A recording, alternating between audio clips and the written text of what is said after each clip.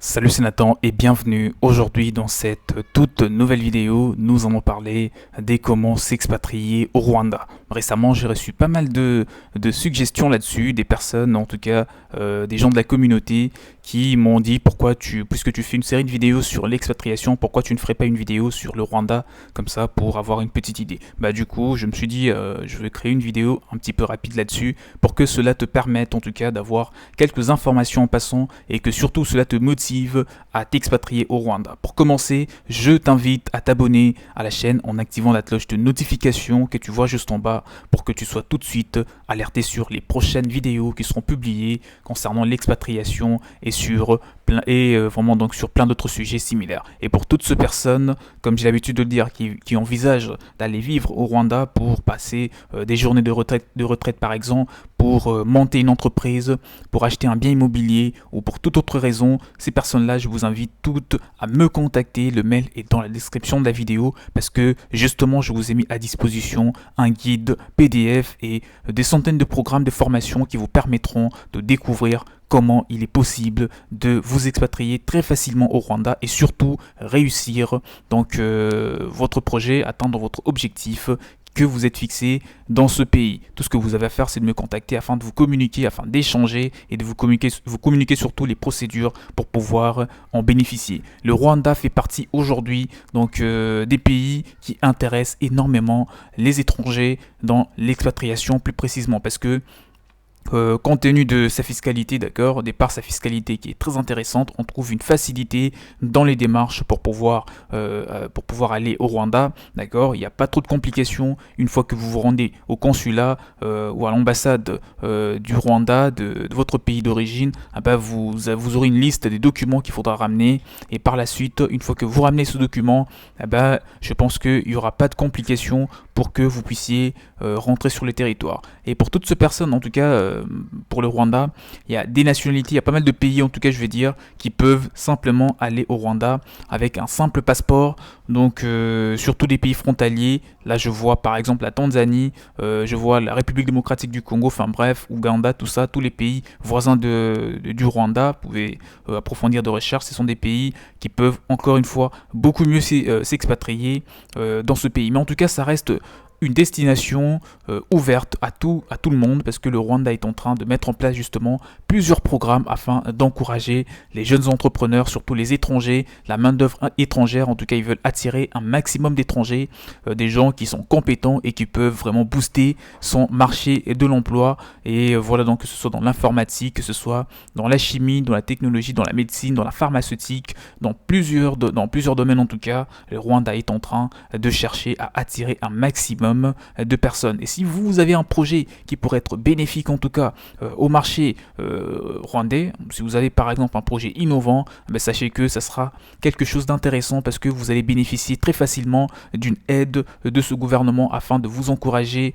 à lancer votre start-up. Il y a pas mal d'incubateurs et d'accélérateurs d'entreprises dans ce pays qui accompagnent en tout cas les jeunes entrepreneurs pour les aider à réaliser très rapidement leurs projets d'entreprise. Et ceux qui veulent investir dans l'immobilier, les banques de ce pays, si vous avez un dossier qui tient la route, en tout cas, si vous avez des ressources financières déjà qui peuvent constituer un apport, sachez que vous pouvez bénéficier dans ce cas d'un prêt immobilier pour investir dans un bien au Rwanda. Et ces biens coûtent vraiment c'est à des prix très abordables, d'accord. Donc on parle de 50 000 euros, un bien de haut de gamme, donc un bien de très bonne qualité. Et ça c'est motivant pour des personnes qui veulent aller au Rwanda plus précisément dans le but d'investir dans l'immobilier. Et pour ceux qui veulent aller pour étudier, il y a des universités qui se construisent en tout cas et qui offrent un enseignement de bonne qualité. Ceux qui vont s'expatrier avec leur famille, ça sera important d'avoir des informations là-dessus pour que vous n'ayez pas de problème à la scolarisation de vos enfants. L'enseignement est de qualité, que ce soit en anglais, que ce soit en français ou dans d'autres langues, parce que la langue au Rwanda, on parle le Nyarwanda, d'accord, et il y a aussi, ils parlent aussi anglais. Et il y a aussi pas mal de gens qui parlent aussi français. Donc on trouve quand même une multiculturalisme, d'accord. C'est un pays où vous allez vraiment vous sentir très bien, les gens sont très accueillants. Et voilà, donc vous n'aurez pas de mal, une fois que vous obtiendrez votre visa, pour y résider pendant 3 mois. Avec ce visa, vous pouvez même trouver un emploi, d'accord? Et par la suite, une fois que vous dépassez le 3 mois, c'est à ce moment-là que vous allez maintenant entamer les démarches pour obtenir un titre de séjour, donc qui est d'ailleurs facile une fois que vous détenez tous les documents exigés par le Rwanda, tout simplement par le gouvernement rwandais. Donc encore une fois, ça reste un pays intéressant fiscalement.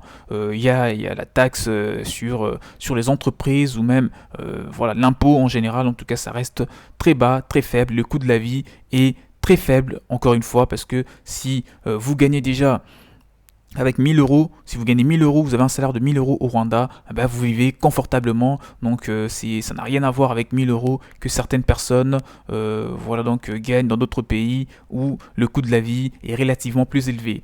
Au Rwanda, justement d'ailleurs pour parler un petit peu du coût de la vie, il faut savoir que dans ce pays, ou même en Afrique en général, on trouve deux secteurs tels que l'alimentation, d'accord, le secteur agroalimentaire qui est un petit peu en train de booster, en tout cas, de booster l'économie du pays. Donc si vous avez un projet qui pourrait s'apparenter un petit peu à ces secteurs, ben, sachez que ça vous sera quelque chose de très rentable, parce que surtout ces secteurs-là et les secteurs du transport, c'est les deux secteurs qui offrent vraiment aujourd'hui des opportunités vraiment un petit peu à saisir. Voilà, c'était là une petite vidéo sur le Rwanda, en tout cas, situé en Afrique centrale. Il faut savoir que le Rwanda est divisé en 4 provinces en plus de la ville de Kigali, qui est la capitale. Le pays des mille collines, comme il est surnommé, le Rwanda, d'accord, c'est un pays où il y a quand même pas mal de collines, et fortement marqué par sa culture et ses traditions.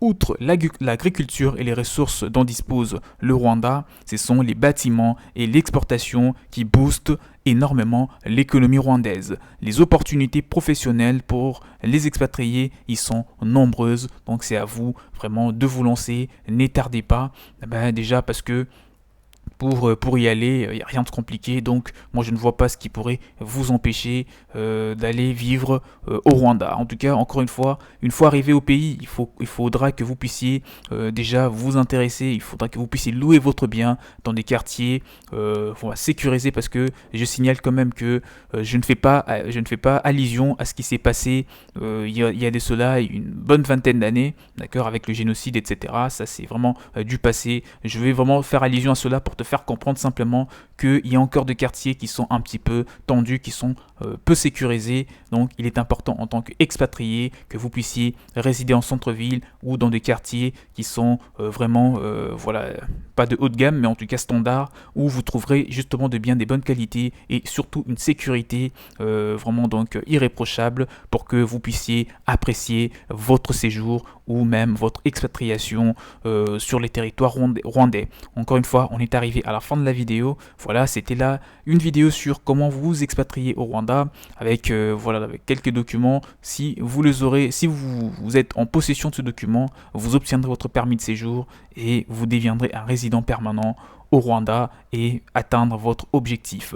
Maintenant, c'est ton tour de me dire dans le commentaire. En tout cas, dites-moi tous dans le commentaire si vous avez des questions, des points qui doivent être abordés. Moi, je me ferai le plaisir de répondre à toutes vos préoccupations dans le commentaire, et je vous invite à vous abonner en activant la cloche de notification que vous voyez juste en bas pour ne plus rater les prochaines vidéos qui seront publiées sur l'expatriation ou sur l'investissement de façon générale. Et ces personnes qui veulent, encore une fois, qui ont besoin d'un accompagnement plus approfondi, qui ont besoin encore une fois d'un guide ou de tout ce que tu veux qui pourront leur être utile dans leur projet d'expatriation au Rwanda, je vous invite à me contacter parce que je vous ai mis à disposition des centaines de programmes de formation et un guide PDF qui est vraiment qui est tout en un, d'accord, dans lequel vous trouverez toutes les informations détaillées pour réussir une expatriation et investir ou monter une entreprise ou encore travailler au Rwanda le plus rapidement possible. Contactez-moi pour vous communiquer les procédures pour en bénéficier. Je vous dis donc à la prochaine, portez-vous bien, on se retrouve pour une nouvelle vidéo. Ciao ciao.